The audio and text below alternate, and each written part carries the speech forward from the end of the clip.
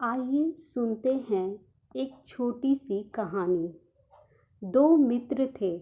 एक का नाम था श्याम और दूसरे का नाम था मदन। दोनों में गहरी मित्रता थी। दोनों हमेशा साथ साथ रहते थे। किसी भी काम को साथ साथ करते थे।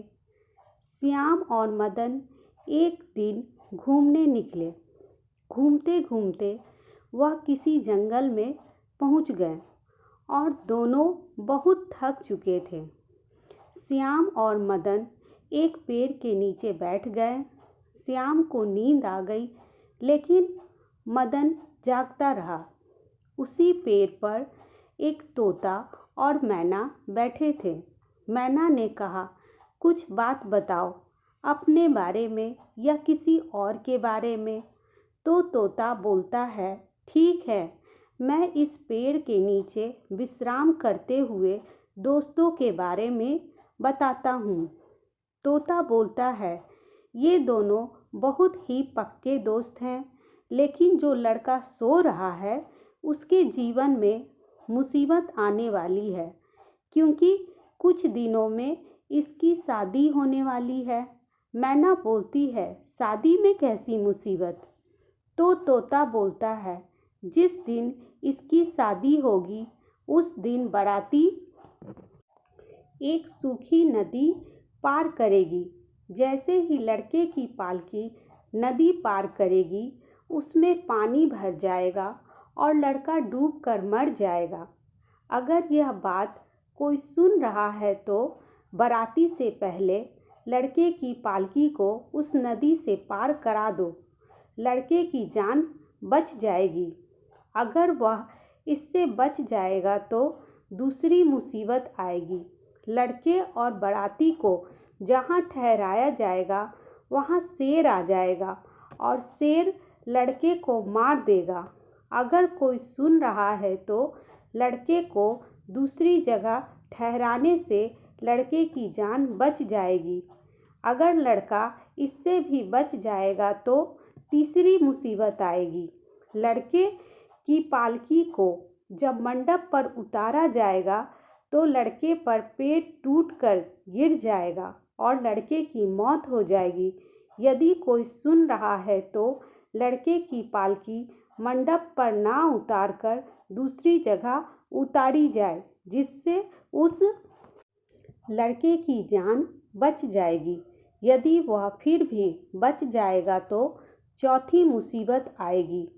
जब लड़का और लड़की की पहली रात होगी, वहाँ एक काला नाग आकर उस लड़के को डस लेगा, जिससे उस लड़के की मौत हो जाएगी।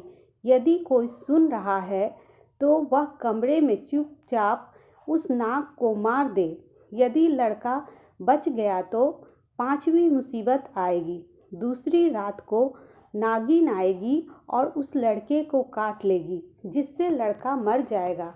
यदि कोई सुन रहा है तो वह उस नागिन को मार दे तो लड़के की जान बच जाएगी। फिर वह पति पत्नी खुशी खुशी जीवन बिताएंगे। लेकिन तोता ने कहा, अगर यह बात कोई सुन रहा है तो अगर यह बात वह किसी को बताएगा तो वह पत्थर का बन जाएगा। फिर यह बोलकर तोता चुप हो गया। मदन ने सारी बात सुन ली और यह सोचकर वह बहुत खुश था कि अब उसके दोस्त की जान बच जाएगी। कुछ दिनों के बाद श्याम की शादी तय हो गई। जिस दिन श्याम की शादी थी, उस दिन जब बाराती निकला तो सामने में एक सूखी नदी थी। तभी मदन ने बाराती से पहले लड़के की पालकी को पार करवा दिया। जब सभी बाराती पार कर गए, तभी अचानक नदी में पानी भर गया। मदन खुश था कि उसने अपने दोस्त की जान बचा ली। फिर जब बाराती को ठहराया गया तो मदन ने श्याम को कहीं दूर ठहरा दिया। तभी वहाँ शेर आ गया, लेकिन मदन पहले से ही तैयार था। उसने शेर को मार गिराया और अपने दोस्त की जान बचा ली। फिर लड़के की पालकी मंडप पर पहुंचती है तो मदन ने लड़के को मंडप से निकाल दिया। तभी पैर उसकी पालकी पर आ गिरा। इस प्रकार मदन ने श्याम की जान बचा ली और शादी हो गई। जब लड़का लड़की को पहली रात कमरे में भेजा गया तब मदन सोच रहा था कि अब वह क्या करेगा, उसका दोस्त उसके बारे में क्या सोचेगा।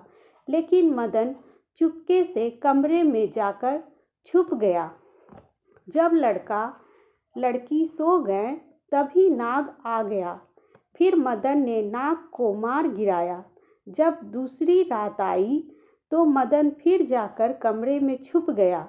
जब आधी रात हुई तो नागिन आ गई। तो जब वह नागिन को मार रहा था तभी नागिन का खून जाकर दुल्हन के होठों पर गिर गया। मदन ने सोचा अगर खून साफ नहीं किया तो उसके मुंह में चला जाएगा और वह मर जाएगी। जैसे ही मदन खून साफ कर रहा था तभी श्याम की नींद खुल जाती है और वह मदन को गलत समझता है और कहता है, तुम क्या कर रहे हो, मुझे सच सच बताओ, नहीं तो मैं तुम्हें जान से मार दूंगा। मदन ने सोचा अगर मैंने सच नहीं बताया तो मेरा दोस्त मुझे गलत समझेगा, इसलिए उसने सच सच बता दिया। जैसे जैसे वो सच्चाई बता रहा था उसके शरीर पत्थर में बदल रहा था। तभी श्याम ने कहा, तुम्हें फिर से पत्थर से इंसान बनाने के लिए मुझे क्या करना होगा? उसने कहा, तुम्हारा जो पुत्र होगा उसका रक्त मेरे शरीर पर लगा देने से मैं फिर से आदमी में बदल जाऊंगा। वह अपने दोस्त का पुतला लेकर चुपचाप खड़ा रह गया। धीरे धीरे समय बीतने लगा। श्याम ठीक से न खाना खाता न ठीक से सोता, बस अपने दोस्त के पुतले के पास बैठा रहता। इस तरह 3 साल बीत गया। जब श्याम को बच्चा हुआ तो श्याम ने अपनी पत्नी को अपने दोस्त की इंसान बनने वाली बात बताई। उसकी पत्नी चुपचाप एक कोने में खड़ी होकर सब सुन रही थी। श्याम ने अपने बच्चे पर तलवार उठाई लेकिन वह बच्चे पर चला न पाया। बच्चा मुस्कुरा रहा था। फिर दोबारा श्याम ने तलवार उठाई, फिर भी वह बच्चे पर तलवार ना चला पाया और उसके हाथों से तलवार छूटकर जैसे गिरा उसके बच्चे की उंगली कट गई। उसका रक्त उस पत्थर के पुतले पर गिर गया। उसका दोस्त पत्थर से फिर इंसान बन गया। इस कहानी से हमें सीख मिलती है कि अगर दोस्त सच्चा हो तो उसकी जान बचाने के लिए एक मित्र कुछ भी कर सकता है।